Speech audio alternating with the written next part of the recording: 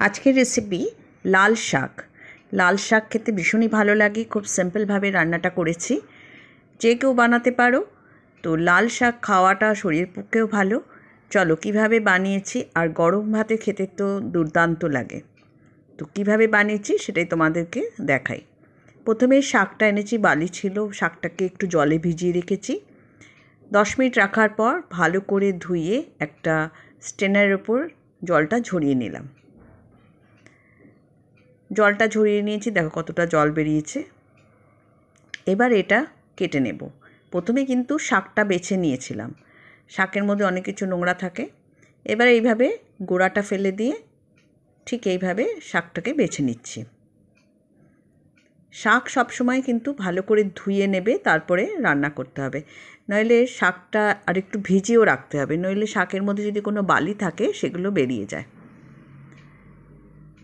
তো এইভাবে পুরো শাকটাকে কেটে নিলাম, নিয়ে এবার এটাকে ছোট ছোট করে কুচো করে নেব। সেটাও দেখিয়ে দিচ্ছি কিভাবে করছি। সব শাকের কিন্তু এই ডাঁটি খাওয়া যায় না, যেমন মেথি শাকে শুধু পাতা কাটতে হয়। লাল শাকের ডাঁটিগুলো কিন্তু নরম থাকে, সেগুলো কিন্তু রান্না করি আমরা, সেটা খাওয়া যায়। তো এইভাবে কুচো করে কেটে নিলাম পুরো শাকটাকে। এবার এখানে নিয়ে নিয়েছি পেঁয়াজ কুচি, রসুন কুচি আর কাঁচা লঙ্কা। ঝালটা নিজেদের প্রয়োজন মতো দেবে, যেরকম ঝাল খাও। এবার এই কটা দিয়েই আমার এই রান্নাটা হবে। কড়াই বসিয়ে দিয়েছি, কড়াই গরম হয়ে গেছে। কড়াইয়ের মধ্যে দিয়ে দিলাম সর্ষের তেল, অল্প করে সর্ষের তেল দিলাম। দিয়ে দিচ্ছি এবার কালো জিরে। কালো জিরেটা একটু নাড়াচাড়া করেই এর মধ্যে দিয়ে দিচ্ছি এবার কুচিয়ে রাখা পেঁয়াজ। পেঁয়াজটাকে একটু নাড়াচাড়া করব, একটু পিঙ্ক কালার মতো হয়ে গেলে পরে এর মধ্যে দিয়ে দেবো রসুন কুচি। এবার রসুনটা আর পেঁয়াজটাকে খুব ভালো করে একটু ভাজা ভাজা করে নিতে হবে। গ্যাসের ফ্লেমটা এই সময় একটু মিডিয়াম রাখতে হবে, যাতে পুড়ে না যায়। কাঁচা লঙ্কাটাও দিয়ে দিলাম, দিয়ে এবার এইটাকে ভাজতে হবে।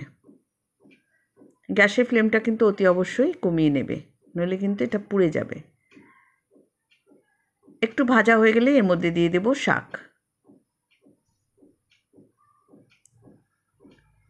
আমার চ্যানেলের রান্নাগুলো ভালো লাগলে অতি অবশ্যই লাইক, শেয়ার, সাবস্ক্রাইব করতে ভুলো না। দিয়ে দিলাম শাকগুলো। শাকটাকে এবার এর সাথে মিশিয়ে দেব। এবার শাকটাকে খুব ভালো করে পেঁয়াজ রসুন সঙ্গে মিশিয়ে ভাজতে হবে।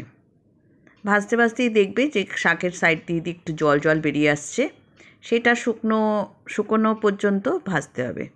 দিয়ে দিলাম নুন আর হলুদ। যেই নুন দিলাম সঙ্গে সঙ্গে শাকের থেকে একটু জল ছাড়বে, সেটাকে পুরো শুকিয়ে নিতে হবে। তো নুন হলুদ দিয়ে ভালো করে ভাজতে হবে। ভেজে নিচ্ছি ভালো করে। দেখো এইভাবে মিশিয়ে দিতে হবে। শাকটা নরম হয়ে গেলে পরেই দেখবে এরকম মিশে যাবে। যারা এখনও সাবস্ক্রাইব করোনি তারা এক্ষুনি সাবস্ক্রাইব করে রাখো, যারা করে রেখেছো তাদের ধন্যবাদ, তারা সাথে থেকো। সাবস্ক্রাইব করা থাকলে আমি যখনই কোনো ভিডিও দেবো তোমরা সাথে সাথে পেয়ে যাবে। আমার রান্নাগুলো কেমন লাগছে অতি অবশ্যই কমেন্ট বক্সে জানিও। খুব সাধারণ রান্না, আমরা রোজ করে থাকি রান্নাগুলো, তাও অনেকে নতুন রান্নাঘরে ঢুকছে সেই চিন্তা করে এই রান্নাগুলো করা। তো এবার তৈরি হয়ে গেল লাল শাক। তুলে নিলাম একটা প্লেটের উপরে পরিবেশনের জন্য। যারা আমার এই চ্যানেলে জুয়েলারি দেখে থাকো, জুয়েলারি দেখতে চাও, তারা দেবযানী জুয়েলারি হাউস সাবস্ক্রাইব করে রাখো। ওটা আমার একটা নতুন চ্যানেল, যেখানে আমি সব রকম জুয়েলারি দিচ্ছি। যারা শিখতে চাও ওখানে সব রকম জানতে পারবে, ফোন করে জেনে নেবে। আর এই চ্যানেলে আমি রান্নাগুলো দিচ্ছি, যারা রান্নাগুলো দেখতে চাও দেখতে থাকো, সাবস্ক্রাইব করে রাখো।